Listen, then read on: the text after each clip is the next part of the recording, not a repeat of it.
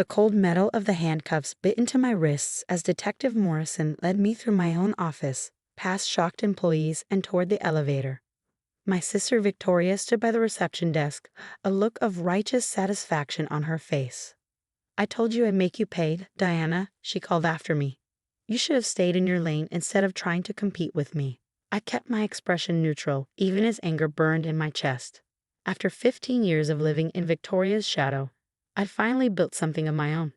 Now she was trying to tear it all down with false accusations and manufactured evidence.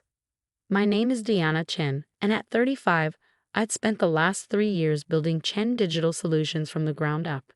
Meanwhile, my sister Victoria had inherited our father's tech company, Chen Innovations, despite having no real understanding of the industry. But that was nothing new. Victoria had always been his favorite. "Ms. Chen," Detective Morrison said as we reached his car, "you have the right to remain silent. Anything you say can and will be used against you in a court of law." I nodded, sliding into the backseat. Through the window, I could see Victoria talking to other officers, gesturing animatedly as she no doubt spun her tale of corporate espionage and stolen trade secrets. If only she knew what was really in that office safe. The ride to the police station was quiet, giving me time to think about how we'd gotten here. Growing up, Victoria had always been the golden child. Pretty, popular, and commanding attention wherever she went. I was the quiet one, more interested in coding and technology than parties and popularity. Our father, James Chen, had built Chen Innovations from nothing, turning it into one of the most successful tech companies in Seattle. Victoria had always assumed she'd inherit everything simply because she was the eldest. She never bothered to learn the business, content to let others do the actual work while she played CEO. I, on the other hand, had spent every spare moment learning from our father. He taught me coding, system architecture, business strategy, everything he knew. But in public, he maintained the facade that Victoria was his successor. What Victoria didn't know was that in the months before his death, our father had started to see through her act. He'd recognized her lack of knowledge, her disinterest in actually understanding the industry, and he'd made plans accordingly. At the police station, Detective Morrison led me to an interrogation room. The fluorescent lights buzzed overhead as he set up a recording device.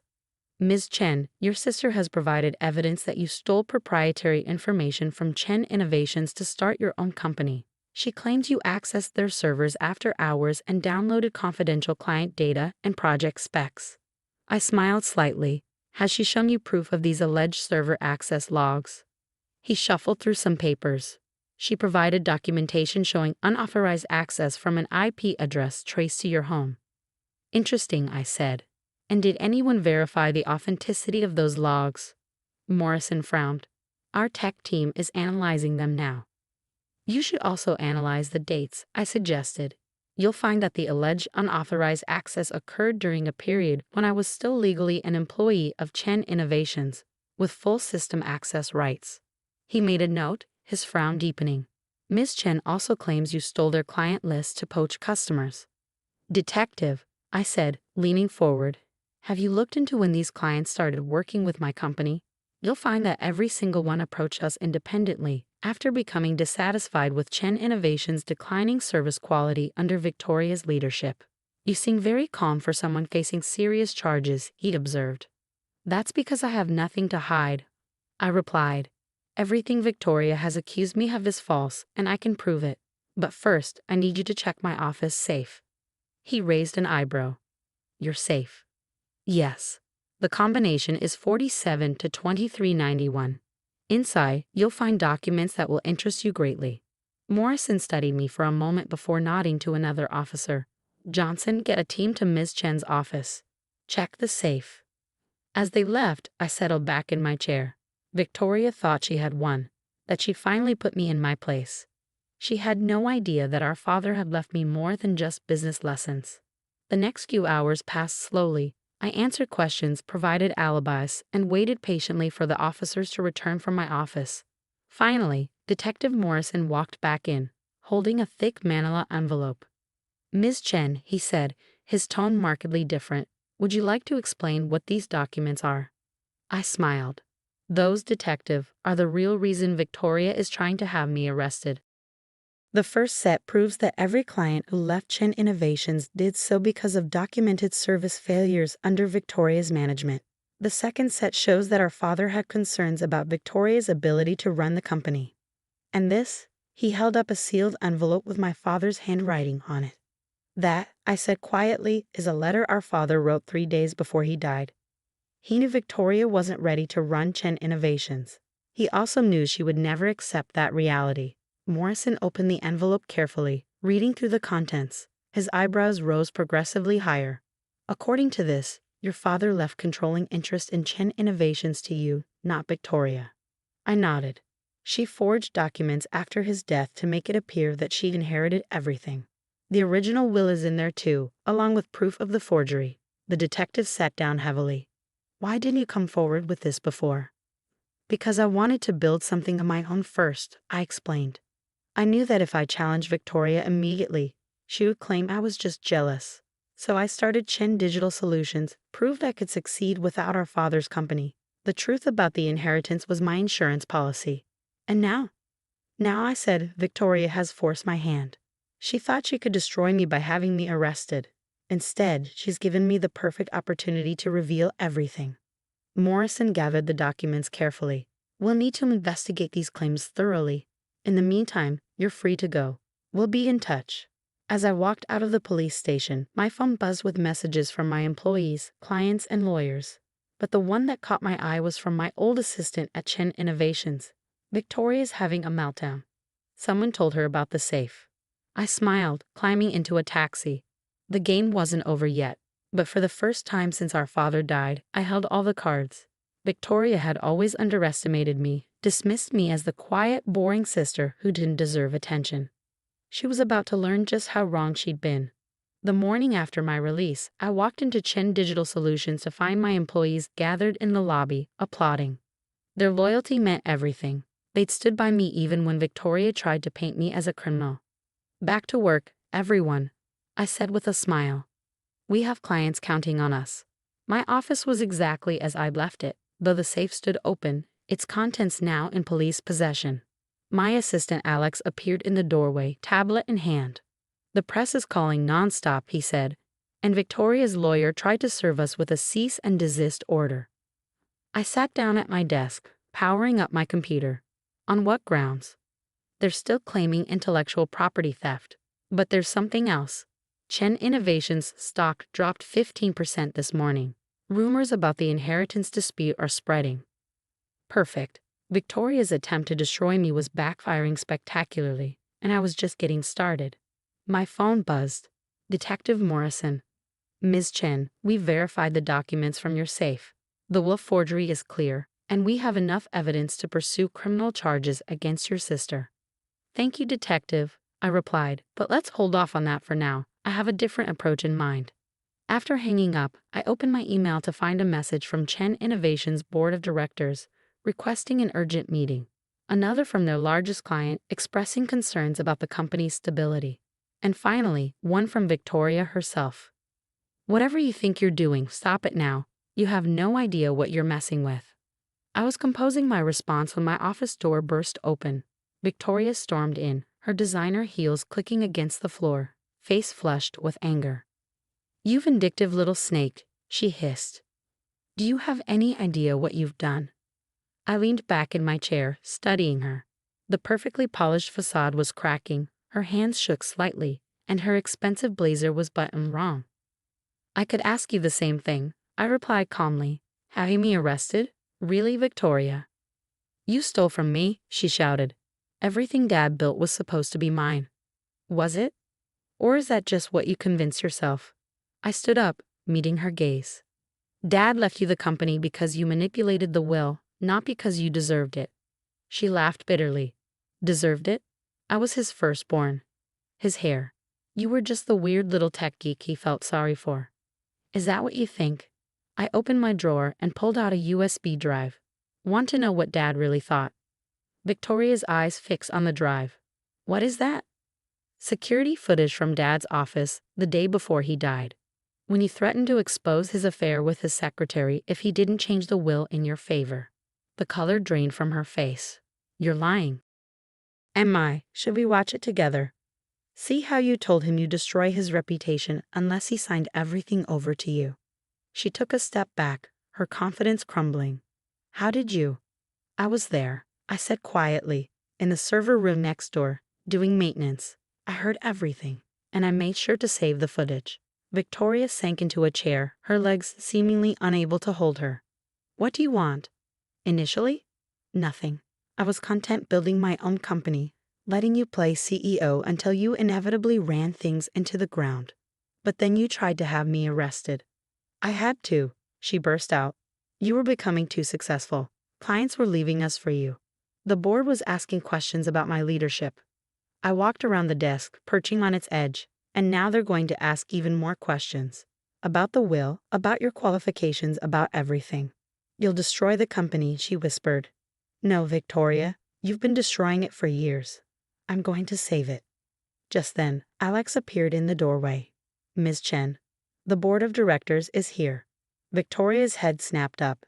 What? They're not supposed to be here until tomorrow. They're not here for you, I said, standing. They're here for me. The next hour was exactly what our father would have called a corporate bloodbath. The board members sat stone-faced as I presented evidence of Victoria's forgery, mismanagement, and declining client satisfaction rates. When I played a small clip from the security footage, Victoria slumped in her chair, defeated. Ms. Chen, the board chairman said, addressing me, not Victoria, given these revelations and the original terms of your father's will, we believe immediate leadership changes are necessary. Victoria shot to her feet. You can't do this. I built. You built nothing. I cut her off. You inherited a successful company and drove it into the ground. The only thing you ever built was lies. The chairman cleared his throat. Ms. Victoria Chen, the board is requesting your immediate resignation. Security will escort you to clear out your office. As Victoria was led away, mascara streaming down her face, I felt no satisfaction. This wasn't about revenge, it was about protecting our father's legacy. Deanna, the chairman said, we'd like to discuss your return to Chen Innovations as CEO. I shook my head. Thank you, but no. I've built something of my own at Chen Digital Solutions. I won't abandon that. Then perhaps we should discuss a merger, he suggested. Both companies would benefit, and it would honor your father's original vision. Later that evening, as I sat in my office reviewing merger proposals, I found an old photo in my desk. It showed me and Victoria as children, sitting on our father's lap while he worked. We were both smiling then, before ambition and jealousy tore us apart. My phone buzzed with a text from Victoria. I'm sorry. For everything. Can we talk? I stared at the message for a long moment. Part of me wanted to ignore it, to let her live with the consequences of her actions. But another part remembered that little girl in the photo. Tomorrow, I replied. Bring coffee. Victoria arrived at my office early the next morning, carrying 2 cups of coffee, not from an expensive cafe, but from the small diner where we used to eat breakfast with Dad. It was a small gesture, but it spoke volumes. I brought your favorite, she said quietly, setting the cup on my desk. Triple shot vanilla latte, extra hot. I gestured to the chair across from me. You remembered. I remember a lot of things, she said, sitting down. Like how Dad used to let you play with his computer while I was at dance practice. How excited you'd get when you solved a coding problem. The coffee's aroma filled the room, bringing back memories of Sunday mornings and family meetings, before everything went wrong. Why did you do it, Victoria? I asked. Not just the will, all of it. The accusations, the arrest. She stared into her cup for a long moment. I was scared, she finally admitted. Terrified, actually. Everyone expected me to be this brilliant successor to Dad's legacy. But I didn't understand half of what the company did. You were the one who got the technical side, who really knew the business. You could have asked for help, and admit I wasn't good enough. She laughed bitterly. Do you know what it's like being the eldest, always having to be perfect?